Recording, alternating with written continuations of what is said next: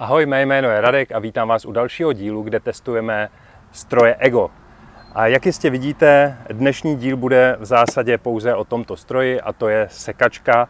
Je to bateriová sekačka EGO, je poháněná stejným zdrojem jako všechny ostatní stroje, které jsme doteď testovali. Mám tady k tomu ještě válec, na to jsem velmi zvědavý, protože je to pro všechny trávníkáře, kteří chtějí mít ty pruhy. Rád to vyzkouším, nechal jsem si kvůli tomu trošku narůst trávu, aby jsme to mohli dobře svíknout.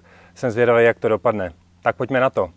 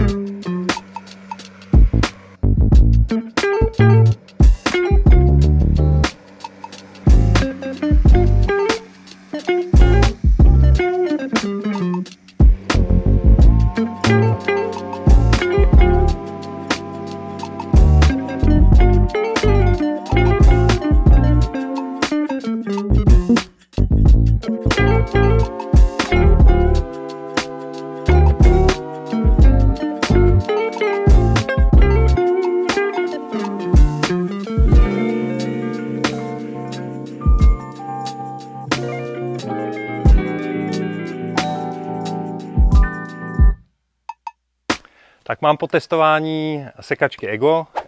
Jak už jsem říkal, je to ta nejprodávanější sekačka od EGA. Prodává se i s rychlonabíječkou a s baterií v sadě.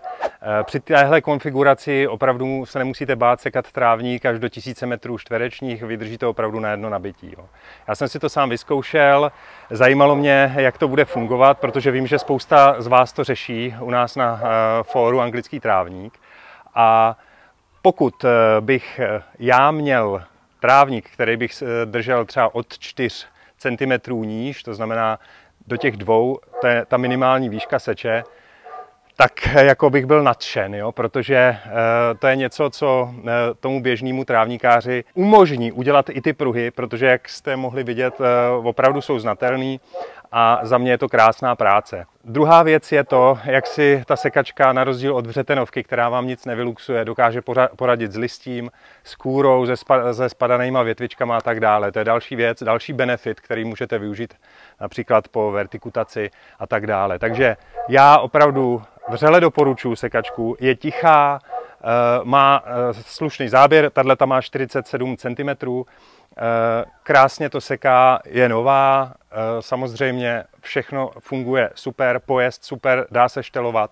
Co oceňuju, je to, jak se dá uložit v garáži, to znamená, složíte řídítka, postavíte ji v podstatě na záda nebo na prdel, nebo jak tomu budeme říkat, a nezabírá vám žádný místo. Tím, že tam není žádný olej, žádný benzín, nic z toho neteče, přetáhnete přes to pytel a je to super, máte uskladněno. Takže já můžu opravdu jen doporučit, kdo řešíte nákup sekačky, za mě skvělá koupě a jděte do toho. Díky moc, mějte se fajn a pažitu zdar.